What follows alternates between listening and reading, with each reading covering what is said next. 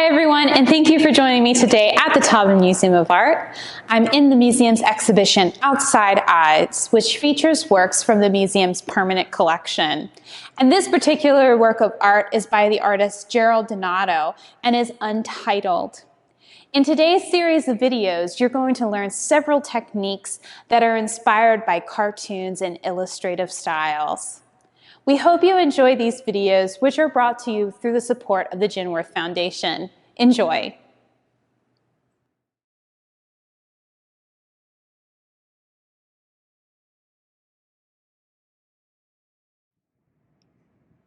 Hi everyone, and thank you for joining me today at the Taubman Museum of Art for this art spotlight.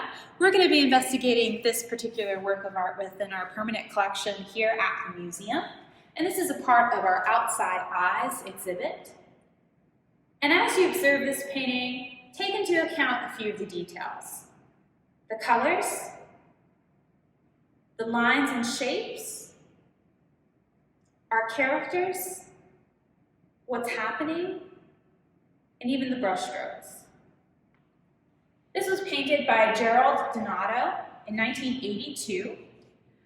Gerald was a professor at the Virginia Commonwealth University, VCU, in their studio art department, and he's a self-taught painter.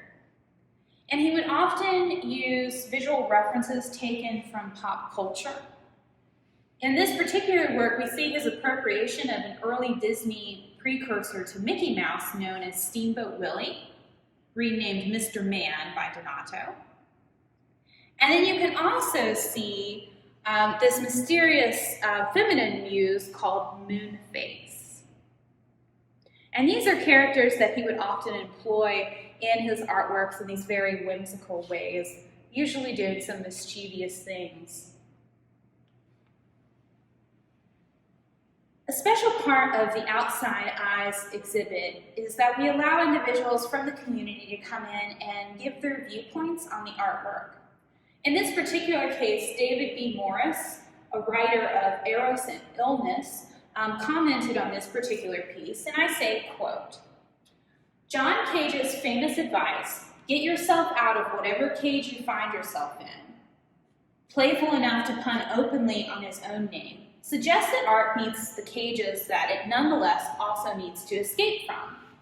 As a writer, I see writing less as a liberation from models than as the continual reinvention of a personal, flexible, and distinctive new cage. Mr. Man, Gerald Donato's cartoon-like alter ego and trickster artist surrogate, appears like the high jumpers who launch their bodies backwards in innovative phosphorate flop, seeking to clear a bar that, if cleared, will only be raised again. The backwards arc promises to get Mr. Man over or out of the spiral that otherwise may cage him in, but the painting can't deliver more than an unfulfilled promise. What would a true escape from every convention look like? Donato's ironic, self-critical playfulness implies that the alternative to conventions is not absolute artistic freedom, but rather than the resistances and reinventions necessary to construct game-like cages worthy of whatever larger-than-life figures we envision as our ideal spectator reader." End quote.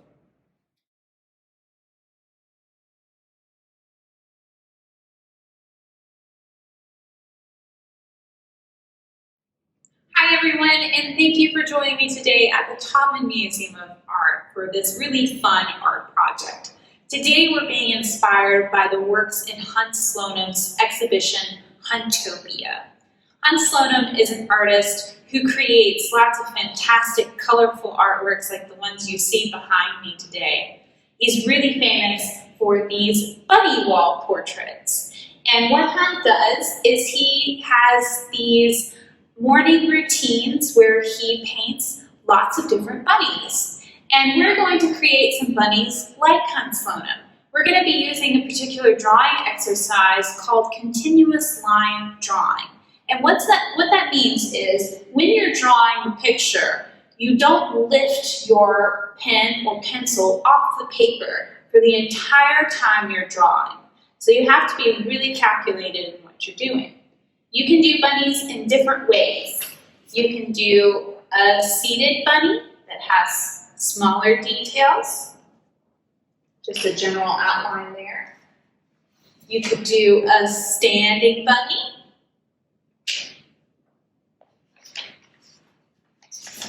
Or you could do a seated bunny that's a little bit more detailed. So I'm going to start by doing a bunny that's standing. And I'll show you how I do this with continuous line drawing. Notice when I draw, I'm not going to lift my pen from the paper until I've completed my drawing. I'm going to start with the head, then go up to the ears, another head and neck, and a little plump body, and then his little feet, and back up and connect it. There we go. That's a continuous line drawing. Now, of course, you can go back in and you can add in some fun details to make your bunny. Now I have a challenge for you. Lots of artists do this as a practice and a warm-up. They do a blind continuous drawing, which means that they look at a picture, but they don't look at their paper.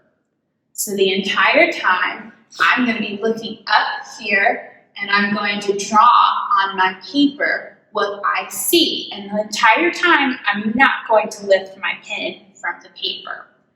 Okay, let's get started. So I see a curved line there.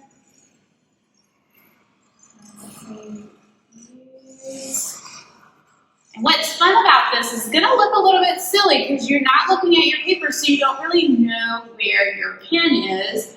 You're just kind of copying the lines that you see without lifting your pen. Okay, so that's a very abstract bunny, but it's a great way to train your eye and your hand to work together. I hope you'll take me up on your challenge. First, create a continuous line drawing of whatever you like. If you happen to be looking out on a landscape, you might create something that looks a little bit like this, like our Roanoke skyline. And then create a blind continuous line drawing where you don't look at your paper as you're drawing. Let us see what you create. We can't wait to see, and we'll see you next time.